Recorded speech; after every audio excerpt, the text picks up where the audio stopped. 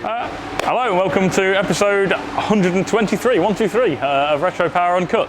Now this week actually Nat's filmed his half of the video, already, and I noticed it was quite a long half, so I'm going to try and keep my half reasonably short. I'm going to start with the E-Type. So a few things on this week. The radiator turned up from Concept Racing, so we basically sent them the original E-Type radiator as a pattern, instructed them on a few changes we wanted: mountings for the AC condenser on the front, mountings for a big electric fan on the back. I think there were a couple of small changes. We deleted all of the shroud mounting bolts and various redundant fittings, and then instead of the studs that are welded into the bottom of the frame normally, we've got female bosses in there, so we can essentially have our own mounts on the bottom of it. So Adam's trial fitted that, we're happy with that. He's been doing some more of the brake plumbing. So I think I mentioned before we were running ATEC steel hard lines throughout most of it. We're actually keeping most of the brake plumbing more or less standard, with the exception of the larger diameter pipe that goes from the master cylinder to the remote servo unit, which normally runs around the front and back and kind of has a joiner in at the front, because I think it's too complicated a shape to fit in one piece. And we weren't really that happy with that layout. It seems kind of awkward to come right forward and back, and I don't really like the way the joiner looks at the front. So we've actually bulkheaded through to the interior and run a line. It's just a flexi line through the inside, a Teflon, stainless braided Teflon line that runs through the inside. So basically that line's going to go through the floor over here and out the other side there. So that link pipe is a little bit more discreet and not ugly looking in the engine bay. James has been on with the design of the in-tank pump unit, which is about there. He's done one prototype in 3D print, wasn't quite happy with the direction the pipes came out of it, so he's done a revised design now. But essentially it's a machined plate that bolts into the top of the tank in the original mounting points. It's got a Bosch 044 high pressure fuel pump that will be actually threaded directly into the bottom of the plate with a pickup strainer on it.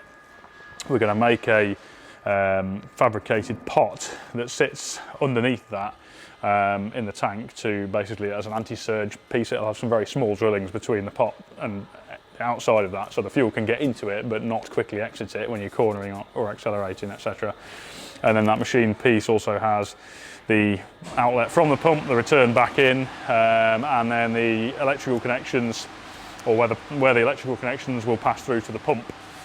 So he's just going to 3D print the second iteration of that, and we're going to trial fit that.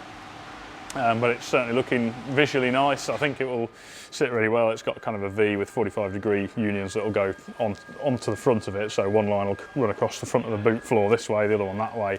And then our plan is there's two holes in the original shell, one each side, where we'll then have a 90-degree bulkhead fitting going through, so the feed and return go through opposite sides. So that's looking good. And he's now moved on to the dash. So I mentioned last week we're going to put a Motec 12-inch screen in the middle of the dash, and then we're going to have a nav unit underneath it, and we're remaking both sides of the main dash fascia to get air vents on each side, delete some of the warning lights we don't want, delete some of the ventilation controls we don't want. So he's just in the early stages of working out how we're going to fabricate the mountings for the screen and remake those pieces. And I think the last thing was we've just started looking at the rear axle, which we've already got here ready to go, just preparing that to actually fit in the car, because we're not far off the point of being able to get this rolling. We're just waiting for the wheels at the minute, and then I don't think there's any reason we couldn't actually get it rolling. We just wanted to get the fuel and brake lines in over the axle, but now we're on with that. We'll be able to get the rear axle in and get it rolling, and then actually in fairly short order get the engine in. And we've been looking tentatively at the ancillary mountings on it, because we're going to have power steering, so we need a power steering pump, aircon compressor and an alternator, and we want the aircon compressor this side, which is normally where the alternator sits, just because it will make the plumbing between the evaporator, the aircon compressor and the condenser quite neat, because it'll all be on the same side, which means alternator on the off side, which is not where it normally is. So we'll be doing some bespoke bracketry for that, but I think we're going to get the engine in first so we can really assess the space and then make a decision on what power steering pump we're going to use and make the bracketry for the compressor and alternator. So that's where we're at with that. CV8, actually we did a big planning session this week with this imminently back on the cards. Once the Mk1 Escort, Project 1 Escort is finished dry build, the other Escort Kuma's not far behind, frees up a member of staff, so Bobby is going to be moving on to doing a lot of work on this and carrying on the dry build on this. So we've been going through a massive job list of all of the dry build jobs that we can start tackling on this, so watch the space on that one. Morris, I've finally got everything I needed and found the time to start getting the interior back in. So actually the last couple of days I've got all of the rear end in, we've got the rear quarter cards in, the covering panels that go over the battery and the remote servo, the seat belts are in, subwoofer surrounds in. That all went great, everything fits really, really nicely, very happy with that. And I'm actually moving forward to finishing off the carpets, getting the front seats in, got to get the kick panel and speakers in the front. We can finish the door builds now. We actually had a bit of a game. We were going to have tinted windows. The owner wants everything except the windscreen tinted, and I got a company out to do what I thought would be a fairly straightforward job of tinting the windows, and actually after 2 attempts they did not manage to tint the rear window, and essentially the guy who said he'd been doing it 10 years says that with decent quality tint film you just cannot get it to go around that sort of compound curve. So at the moment we're going to carry on the build with untinted windows, and then I'm going to come up with a plan. I need to basically contact or find the manufacturer that still makes the Morris rear windows to see whether they can do us one with tint laminated into it, because the side windows I can have made with tint laminated into them no problem because they're just flat glass. It's the rear one that's a bit more complicated, that would be a great solution if we can actually get them made in tinted glass. It was just never the plan, and I kind of assumed that it would be a really straightforward job to just have the windows tinted with a film, but it seems not. Although if you are in the window tinting business and you think you have a decent quality film that would go through that kind of compound curve no problem, then feel free to get in touch and you're welcome to come and try and do the job. So that's where we're at with that. But at the moment, with the plan being clear glass, we can actually crack on and just get these windows in now. So we're going to get the glass back in, get the frames built, interior cards in, boom, we're ready to pretty much start testing at that point once we've got the glass in. So yeah, extremely excited to see this take shape over the coming days. What else? Camaro. We are back on with this now. So again, we've done a bit of a job planning session last week, and John's slogging away at some of that. So we've started on the coolant plumbing. When we did the dry build, we put a bulkhead connector through the bulkhead, sort of under the inner wing area, so the pipework goes down the back of the inner wing. We already made a provision for the pipework to come through with some neat bulkhead fittings in our inner wing panel, and then really neat 90-degree silicons. We've got an orange one in there for mock-up at the minute, so before anyone says, oh, you're not using orange hoses, no, that is just a mock-up, that will be black. So there's 2 90s that go really neatly to the engine through the inner wing.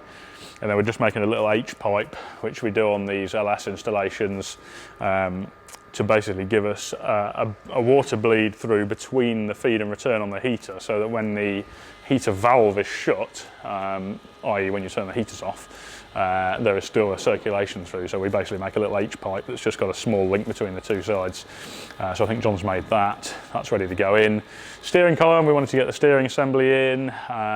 We have got that all in now, so that's all part of the SpeedTech kit. It's got a SpeedTech front subframe with a SpeedTech supplied rack and pinion kit, although I think it was made by a company that I forget off the top of my head now actually, but it's an available kit in the United States, and yeah, the downlink UJs and column are all part of that kit. So we've just got that in there. It all looks good. We are going to take it back out now. Now we know it all fits correctly, and just paint the actual upper column shroud.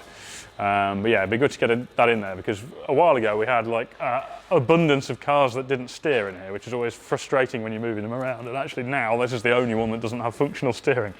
So that's that. Engine management loom.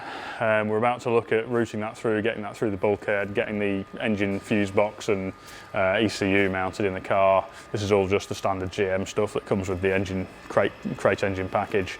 So getting that all in place, and we were just looking at the rocker covers, which John's just removed one of. We're going to do some bespoke covers for them, but we're actually looking at possibly the Holly covers you can get that kind of discreetly mount the coil packs under a secondary cover, which I think will actually have the desired look without us making bespoke ones. So I'm just going to check the dimensions for those and make sure they'll clear all of our engine bay panel work, but if they do, I think I'm just going to use those because they pretty much bang on the look we wanted anyway. So that's that. NSU. John was on with a couple of things. The scuttle panel, which was painted last week, he's now fitted, and the grille, which was painted as well, is now fitted.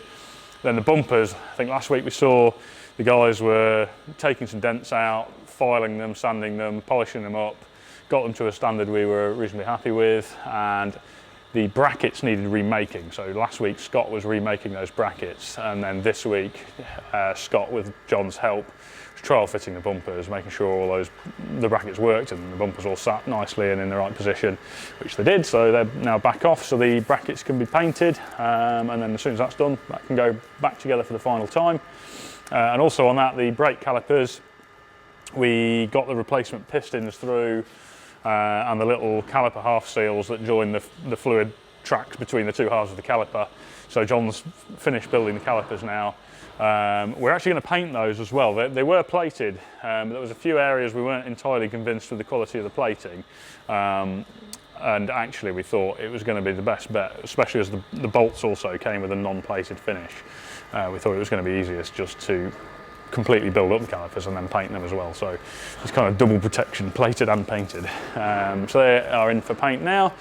The Manta, because we've obviously had a move around in here, we just filled the diff oil on that because that was one of the remaining things we wanted to do while it was still on the ramp, and that's now been dropped down, so we can carry on with some of the door builds on that. So that's all going well. Stratos I should touch on, because I don't think I mentioned it last week.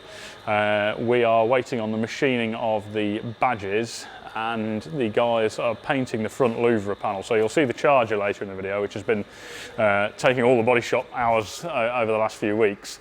But that front louvre panel has been trimmed and prepped, and it's just awaiting final paint, which should be done this week, I would say. So that's that. And the Land Cruiser, I don't think there's specifically anything this week. The inlet manifold, I've seen the update on the second half of the inlet manifold being machined now, which is looking pretty spectacular. And that's kind of the cornerstone. I actually had a phone call with the owner today, and I was sort of saying that there's a cornerstone of having that inlet manifold because it allows the brackets to be made for the fuel rails. With the fuel rails on, we can finish the fuel plumbing. There's also going to be a bracket on the inlet manifold for the throttle cable and kickdown cable, which means we can finish the throttle cable, and then the gearbox transmission sump is waiting the kickdown cable to be done because you have to have the sump off to access where it connects.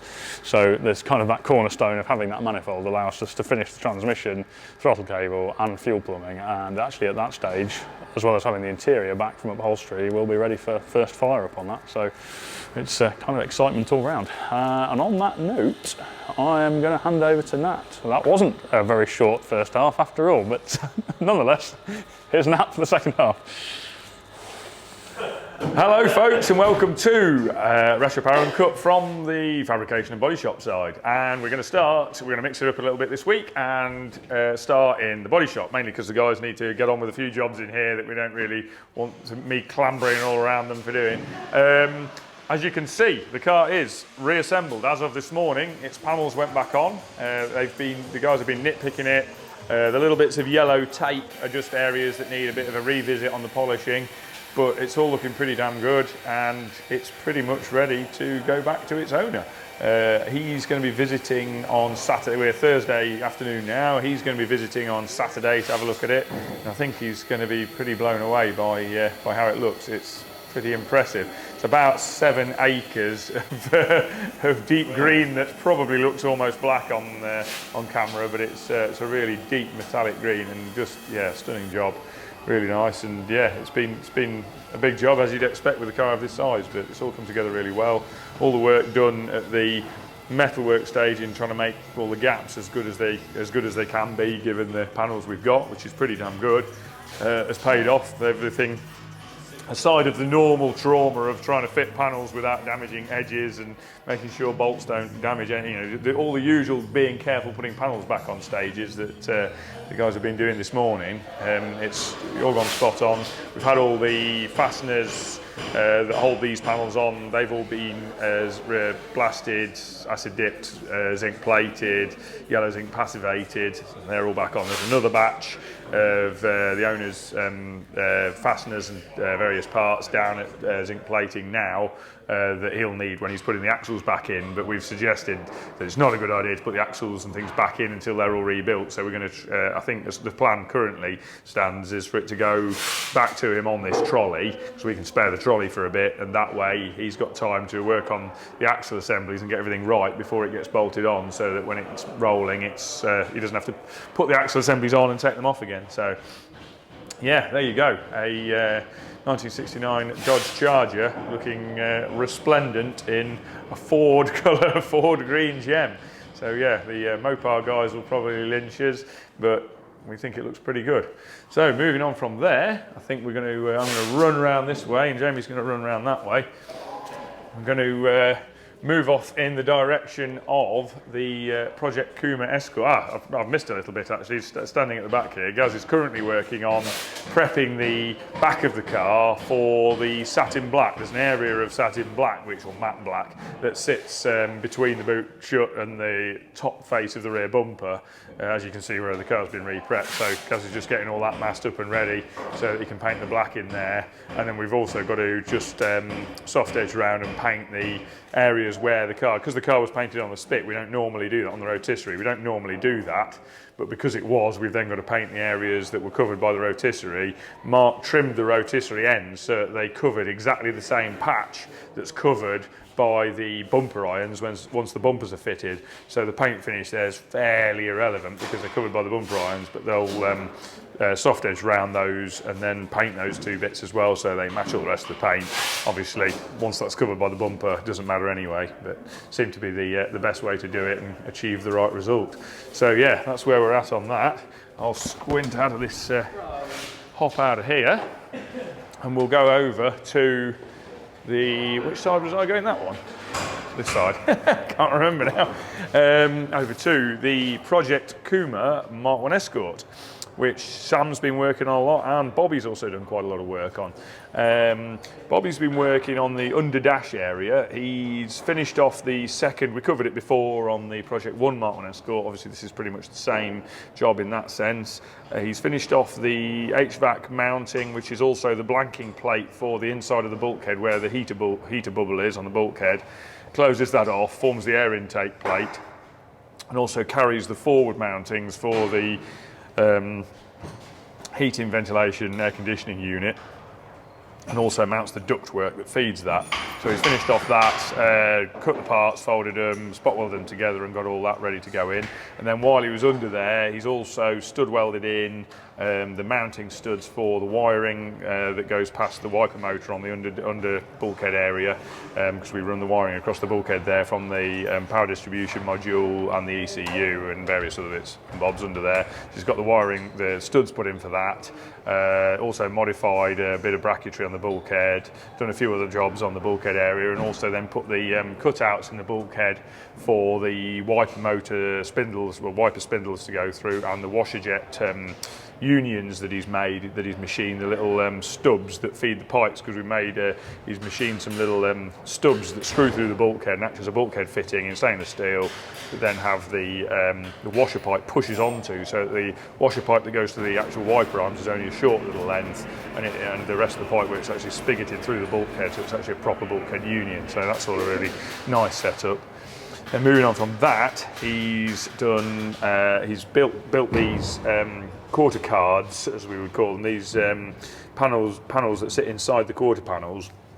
These, the car's having a full sort of in-car entertainment setup, and there are some fairly reasonable sized speakers going in here, which are going to be the key sort of base part of that system.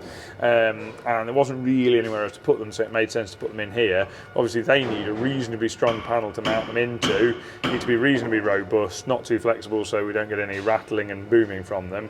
We also wanted to reinforce this area of the body shell, and it made sense to sort of engineer in the mountings for these speakers fairly thoroughly. So Bobby's made these panels up, which we scanned the area. George scanned the inner quarter area of both cars, and then Bobby did some double checks to make sure that the cars were actually the same, both side to side and from car to car, which they were very close.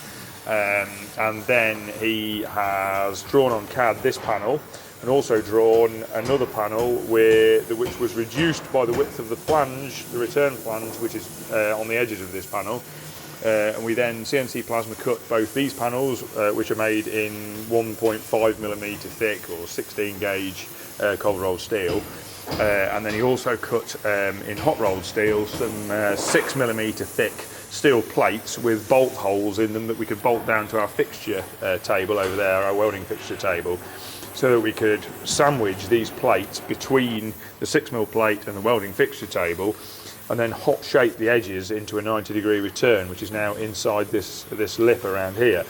So to that end, Bobby's then, once the plate was all clamped up under the 6mm plate, he's gone round the edge with a thin chisel, lifted that edge, once it heated the edge, lifted it while it was hot, and then knocked it to 90 degrees using the 6mm plate as a former, so we get an accurate radius. And using the heat enables us to take all the wrinkles out of the corners. Basically, you would need to shrink this flange on all the corners because it'll wrinkle up for obvious reasons, like a bottle cap, if you like, around these edges. And you can't do that with a shrinker in situ. The radius there precludes the use of a shrinker jaw on that. So hot forming them means that you can actually shape that material onto itself, hammer it down onto itself, and the material will shrink. It'll thicken, basically. You'll be able to hammer it onto itself, it'll thicken, and you can lose all the extra material, which is why we do that process hot on this sort of example. So that's all been done, that's all been hot shaped, and then Bobby's made 4 of those, 2 of each hand, 2 for the pair for this car, pair for the other car, got them in place, checked all the rivet positions, rivet nutted the panels, got them tacked in place and got them all ready, and also spot welded in, as you can see from the spot welds here and here, 2 reinforcers add stiffness to that panel. As you can see, there's quite a fair degree of strength to it now. Once that speaker's bolted into there, the frame of the speaker will add further strength, so that's really strong. And then there'll be a trim panel that goes over this with an aperture in it for the speaker. It'll all be a pretty complete solution, and it also still gives us enough access to get in to do all the finishing work that we've got to do in there. So it's all worked out really quite nicely, that little setup. So that's pretty much where we're at from that point of view. In the meantime, Sam's been working on the front of the car, doing all the work on the front of this that had been done already on the other car, making up the new slam panel. We've talked about it before, but we are changing the slam panels on these cars. We don't particularly like the original design of this panel. It looks, I know why it's the shape that it is on a Mk1 Escort, but it kind of looks a bit like a bit of metal that got run over. It's a funny shape. It doesn't really seem to have a lot of accuracy to the shape. And they're just not a very nice panel. We didn't want to use the original latch mechanism because it involves painted parts being contacted by non-painted parts, which cause rust and look scruffy. So we decided to get rid of all that. George has designed a new bonnet catch mechanism and a new bonnet safety catch mechanism, and all the requisite parts associated with those. They'll be machined in stainless steel, which means that they then don't need to be painted. All the surfaces contacting are all stainless steel, so there'll be no corrosion, and then they mount into recesses in this panel. In fact, actually they mount on top of this panel now. We've actually work on top of it. So then we can go with a much simpler, cleaner looking panel. But there is a bit of work involved in that, which carries on from the work making the recesses in the inner wings for the dry sump tank and the air conditioning compressor. So Sam's been working on shaping up the pieces for that, getting them installed, getting the top panel installed, and then mocking up the front panel, getting everything accurately aligned, accurately on centre line, because the pressings of these new panels are not amazingly accurate, and there's a bit of work involved in fine-tuning them. I mean, I can see one area as an example, which we're going to touch on the other car. This area here, those two lines should run more or less parallel there. They don't, they converge. And it means that the width of this part of the pressing is incorrect once it meets the wing here. So Tom is actually working on the other car, editing that area as we speak. So that's just one example. As you can see, at this side they are parallel, that side they're not. So Sam's kind of in the depths of that lot, and also making the closing panels that go around the bottom of the radiator, because the inner cross section that sits behind this, there's a box basically formed here by the outer panel, and then an inner panel which steps around the bottom of the radiator, and that needs clearance. In fact, I can grab another prop because it's lying right here. These radiators, which we modify to carry a water to oil cooler in the bottom of the radiator here, which is this bit that's blanked off. Where that hangs down at the bottom, that has to clear the valence panel. And so there's a notch cut out of the inner box section to clear all this, which is a common thing on an Escort, but it needs to be particularly accurate because it has to clear this tapered section where the oil cooler sits. So again, Sam's working on that, making all that fit and work as it should. So that's pretty much where we're at with that, with the second Mk1 Escort project. Moving on from that, we swing past the Redux BMW, where, as you can see, George is busy with the scanner again.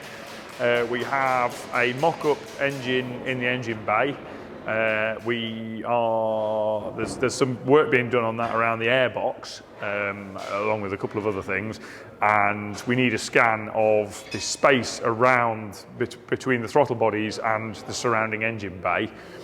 And to that end, so for that we need a scan. So George is getting on with that, getting the scan of that area done, so we can see what space we've got to play with. So that's going on there. And also earlier on, we were doing some welding work on it. There's been a little revision on the rear beam modification jig. We altered the suspension pickups on the rear beam, and there's been a tweak done in that we found that we had more adjustment in certain directions than we needed on the original setup. So we've actually edited the jig now to give us what we need without excessive movement and where we're never going to use it. So we revised it. I was revising the jig earlier. Adam's done the dimensional revisions and got the pieces made, and then I was just TIG brazing them together on the fixture table with everything clamped down, so he can then go and carry on, finalise his brackets, check the fit on the jig, and then that little job's done as well. Moving on, past a little tool that I knocked up last Saturday. We're always fighting over anvil space in the workshop, so I did a little. I quite like these anvils attached to a wheel, and a friend, well, the owner of the Dodge Charger actually managed to find us a scrap truck wheel, and then using various cast-offs, i.e. nice 4340 forklift tine, something that may or may not have been an old CO2 bottle filled with blasting grit, and various bits of steel plate, we've come up with another fairly sturdy anvil to supplement our other little stake anvil that we have, just so that we've got more anvils to share around and we're not fighting over the same things for beating bits of metal on. So I'll walk past that onto the back of Project Churchill, where Stu has been busy on the near side, as we would call it if it was being used in this country. It may not be due to this left-hand drive, but we'll call it the near side anyway.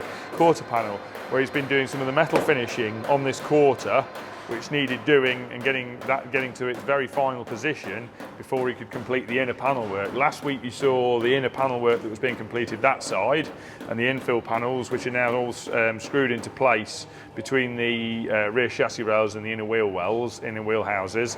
He's completed those infill panels for both sides now.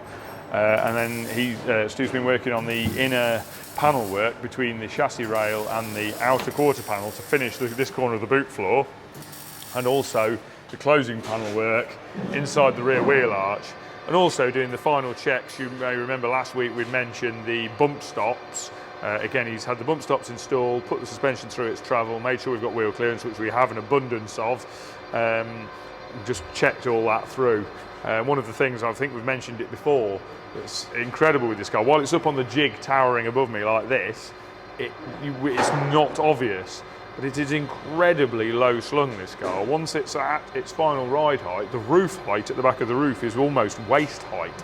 The car's incredibly low, so we can't wait to get this off the jig and onto its wheels, because it's going to be quite a thing to see. It really, really is. I can't emphasise enough how striking this is going to look once it's on the ground. Up here, it looks, it looks great, but it is going to be in another world once it's actually sat on the ground. But yeah, carrying on back with what I was saying, metal finishing in here, sides of the boot floor finished off, bead rolled panel made up for the inside of there, the closing panel is made, the finish welding carried out on the rear sections of the chassis rail, and all the various little nitty gritty bits done in there, and all pretty well coming together. Have I got everything there? I think I've pretty... Front wing, yeah, we're getting that welded in, yes, of course, yes, sorry, yeah. I always forget something, don't I? Poor Stu. I always forget, because Stu's beavering away, beavering away in the background, and I don't pay that much attention to him, and he's beavering away, getting everything done, and then I forget it all. Yes, as you noticed last week, Stu had made, I showed you the sections of the bottom of the front wings that Stu had made. He's now got that welded in, and he's just, by the looks of it, just in the process of welding that into the sill and getting that all finished off and getting all that metal finish. Have you done that side as well? No, the wing lower bit. You've done that before already? Ah, right. Yeah, so Stu's just got that welded in. He's just got to finish off here, but obviously you're going to have to take the door off to finish off that back edge and clinch that round and get all that metal finished in. So that's finished the lower edge of the wing off, and then he's now, by the looks of it, you moving onto the front, onto the nose now. Yeah. Cool. Yeah.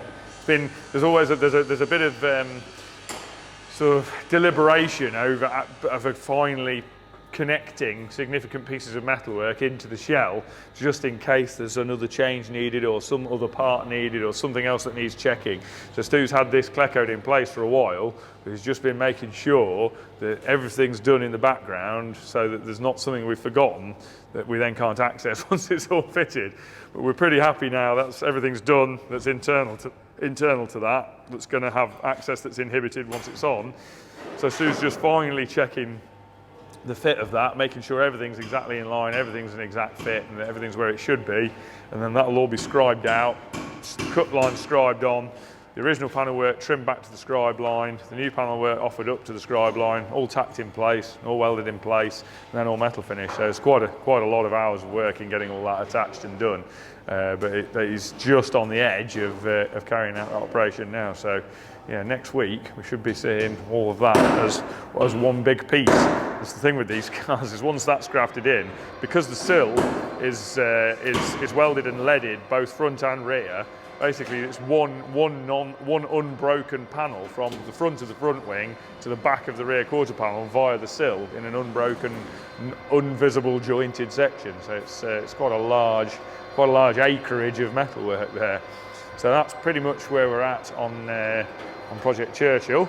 And moving on to, moving on to the Project 1 Mk1 Escort. We now have Andy's dropped this off a couple of days ago, the front wing off the hammer form for one side of the front of this car. I think the other side we should be getting probably tomorrow. And these were pretty difficult to do. I think we've explained this before, but obviously this starts as a flat sheet of steel over an epoxy former, and it's then all hand hammer chased onto that former. So all the material from here down has to progressively shrink. So by the time you get to this piece here, there's a lot of shrinkage involved. And the problem with that is that it's very hard to shrink. Obviously the edge can be shrunk in a shrinker. Reaching right into the panel to do that shrinking, it pretty much has to be done by closing the material onto itself using a chaser and then flattening it against the former, which then bunches the material, flattens the bunches out, which thickens the material and shrinks it. Shrinks it in terms of its length, and all that has to be done basically with a hammer and chaser. And usually, unless you're very, very skilled with your hammer work, hitting steel with a hammer and a chaser will stretch it, not shrink it. So the skill level involved is quite high to achieve that, but it has been achieved. It's all successful, and I think he didn't lose too much hair doing it. Probably lost a fair bit, but not too much. So that's one side. And he's just finishing off the second side, then we should get that back, and then next week they'll be being grafted into the car. So to that end, Tom is currently working on getting the rest of the car to a point where we can actually do that. So he's now refitted the reskin doors that we've covered before, and he's been working on the door gaps, because previously there wasn't much point checking the door gaps because we've also got to get the wings to fit them, and we know the wings were going to move around a bit. Now that point has come, so he's got the doors on. We've done a bit of messing around with things, and they're pretty close. None of the aftermarket panels fit perfectly. They all need some work. But actually the doors and the quarter panels are pretty good. The door skins, I should say, not the doors. The doors, the actual door frames, bought as complete doors, are terrible. I'll say that straight away. The hinges are in the wrong places, the door frames were the wrong shape, and the skins were fitted horrendously badly. So they were terrible. But the actual door skins as a separate part from Magnum panels were actually pretty good. We're pretty happy with those. The shape's correct. Any deviations in shape is largely down to the fitting process rather than the panel itself. There's a couple of areas where the door inner frame has scuppered us, but nothing too drastic. So we're pretty happy with that. We've had to still do a bit of a shove, which I think is down to the door inner frame. Had to push the frame up there to pull that pillar forward, which is pretty common with Escort doors. They are quite flexible, that top part, so it does need a bit of adjustment. But that's been done, that's all good. So Tom's now working on getting the fit of the door to the wing good by adjustment of the wing, positioning. These wings have had a lot of work done to get them to fit, and we've got to do the second set, which we had a look at earlier, and equally need an awful lot of work to get them to fit. They are better than the non-bubble arch wings, which may as well have been for a different car entirely, but they still need quite a lot of work. But Tom's getting there. That door, just looking at it now, which has been a real pain, he's actually got very, very close now. That's looking pretty close. Do you think we're going to do a bit of weld on the front edge of that door, just on that bottom bit? I reckon so, looking at that. This is allowed, appraising allowed while we're on there, but I'm just saying now, I think we're going to put a bit of what we can do to close gaps up where we've run out of adjustment and run out of any ability. Basically, where you have a clinched over edge on a panel like that, you can grow the panel slightly by squeezing that clinched edge tighter, which tends to make it stick out more on that corner. You can squeeze that tighter to stretch the edge. And on a panel like this door, you could probably gain maybe 3/4 of a millimetre to a millimetre by squeezing the edge. Well, looking at where this bottom line is here, downwards, I think we need to gain maybe another 3/4 of a millimetre there, and we're not going to be able to squeeze the panel anymore to do that. So I think from that section down there, what we'll do is very carefully downhill, at very low current, deposit a bead of TIG weld down the very edge of the door, right on the edge of the fold, that's bulky enough that we can then body file it straight and close up that gap and get it exactly right. Then we can run a body file all the way down that gap, take off any high spots and level them up with the low spots, including the welded section at the bottom, and get the door gap exactly right.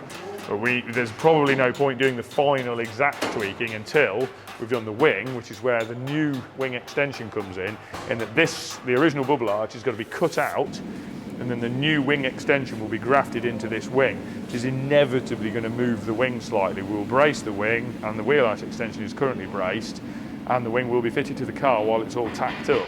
But inevitably that weld will shrink slightly, and although we will panel beat it back, the wing will move very slightly. So we're trying to get it as good as we can first, but the very final adjustments, there's no point doing them at this stage because it will move during that process, so we will have further adjustments to do. So it's just striking the balance, which Tom's doing a lovely job at the moment, of getting it as good as possible without wasting time on things that we're going to have to redo later anyway. So that's all looking good. He's got quite a bit of work to do on the front end, and again, none of these panels really fit the other panels perfectly. They're not bad, in fairness, they're not bad. But the flanges are a bit scruffy, some of the areas need folding better, some of the radii need changing, and the bit I mentioned earlier, this flat section on the pressing needs chasing out and widening on the near side, because it just doesn't line up. It just doesn't line up between the wing and the front panel. That's all looking pretty good, it's getting pretty close. We've got one used drill, we've got a number of used drills, but we've got one used drill that's quite good, which is this one, which I think was actually the original one, possibly from Gordon's car, or possibly certainly one we had around when we were building Gordon's car. It's certainly an early one because it's got the bonnet release bit cut out there. But yeah, this is the best grille we've got. It's an unmodified original Ford one that's not been bent too badly in its life. So we use that one as the alignment check, as a sort of master alignment checker grille. So that one's in there and all looks pretty good. So Tom's going through with the original steel bonnet. Well, we've got one good original Ford undamaged steel bonnet. So we're using that to get the primary alignments before we then fit the carbon fibre panels later on. So that's all looking pretty good. And yeah, the other side of the car is basically the same jobs as this side, but being done again that side. So I think... Bobby handbrake. Ah, yes. Good reminder, Jamie. The other significant thing that's been happening on this car, which is underneath, so I'm not going to point at it, but Jamie will have loads of nice footage of it, is I've finished off the rear brake conversion in terms of the caliper brackets are now finalised, the calipers are bolted in place, or were bolted in place, the discs are on, and so everything's good there, which has then enabled Bobby to get the handbrake cable setup created.